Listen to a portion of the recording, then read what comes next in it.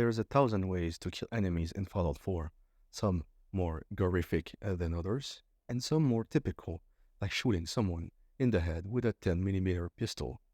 But what happened if you could only use baseball balls to send people flying over and over again?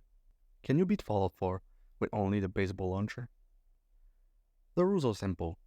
The only weapon I get to use during all the game is the baseball launcher. And like every story, we start with the customization of our character.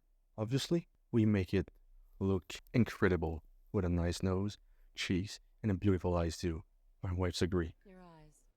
That's the reason I said yes when you asked me out. Then we choose our stats and choose the best name, home run, because that's what he's good for. So 5 strength, 6 perception, because I want him to see my balls flying around, some luck to play with Idiot Savant, and the rest in charisma because, well, he's handsome. Slap the door to this stupid looking guy and play with my sunshine for the last time before running out of this house and this life as fast as I can.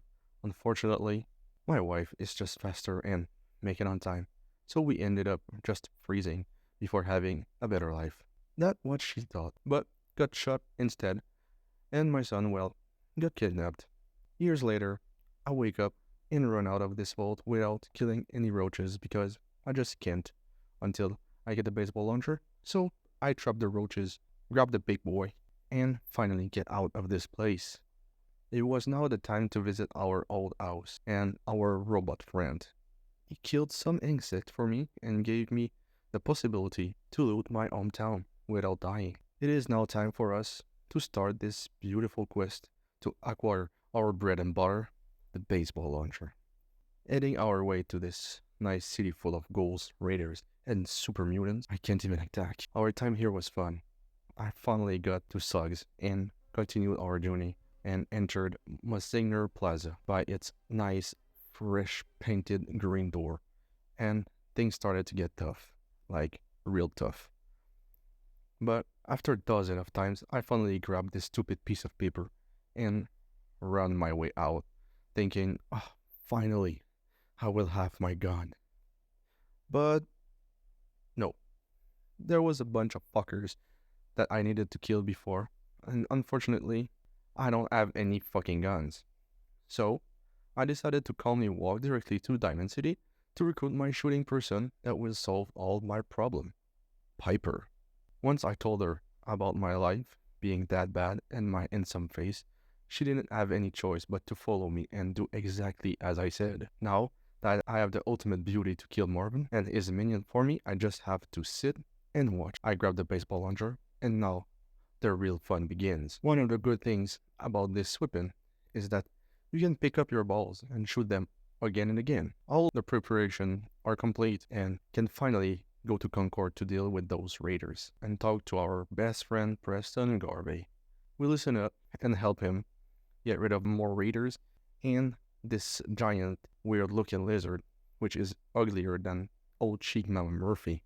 The city now all clear and safe. I send Preston and his gang to Sanctuary so we can enjoy some time together, build turrets, plant some melons.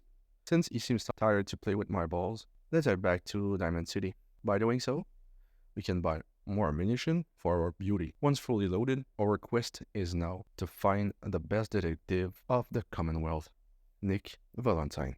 We didn't find him in Diamond City, so we asked his secretary. Bad news here. She thinks he is somewhere captive by a bunch of triggermen. We can't let that happen.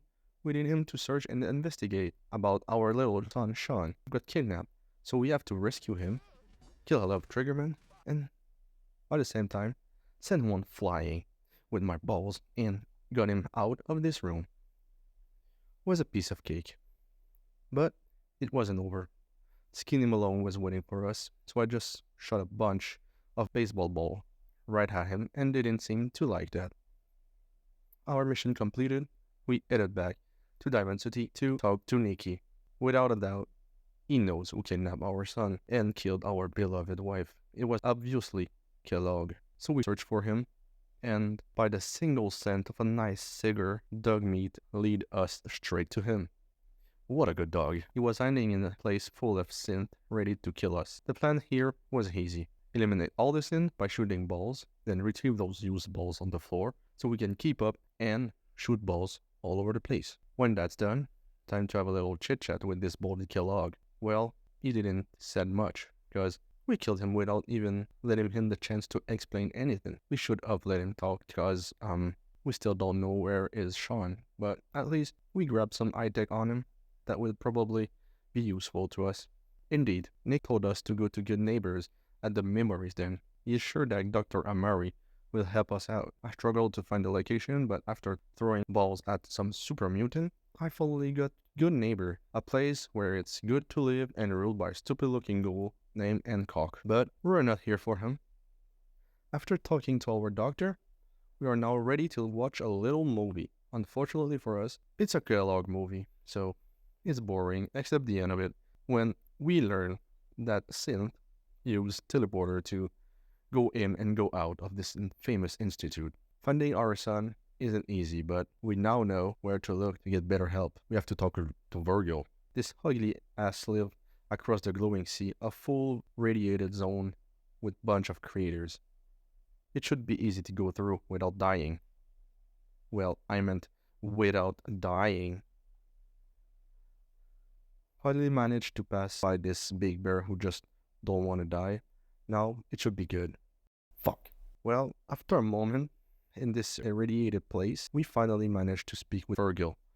He told us to kill an institute courser to get his chip. So before doing it, we went flying a bunch of gunners who didn't want to cooperate, then retrieved our used ball on the floor again, and obviously throw some balls again to kill every single gunner on the way. Obviously, when we arrived to the courser, he went invisible, but it wasn't a match for this beauty of a gun. It's time to bring this ship back to Dr. Amari. Maybe this time she'll be more useful. The answer? No, she's not. She only told us to go see a new faction, the railroad, by following the path of the red bricks. It was fun following those bricks, but it's now time to enter this church where the railroads are hiding. Obviously, I have a nice and greeting chit-chat, but it went well and gave the chip to Tinker Tom to analyze our chip. We now have to choose which faction we want as an ally, and without a doubt, you know me, I'm with my bestie Preston, my boy. We built our teleporter, teleported straight to the Institute, and this is where I met Father. I mean Sean, who is ugly and older than me now. After telling him I am not joining force with him, I leave this place to prepare a big assault with Preston. I thought that was it, but I had to recruit and save a lot of settlements, so that's what I did. It took me about an hour to save enough settlement to finally go to that castle and kill this Murloc queen. After that, I had to save even more settlements. So after another 2 hours of saving settlement, it is finally time to protect the castle from the Institute attack. So we built some defense all around the castle and tried our best to defend it, but it didn't go as planned. Died several times, but after refining the castle as his best with the absolute defense, it went pretty well.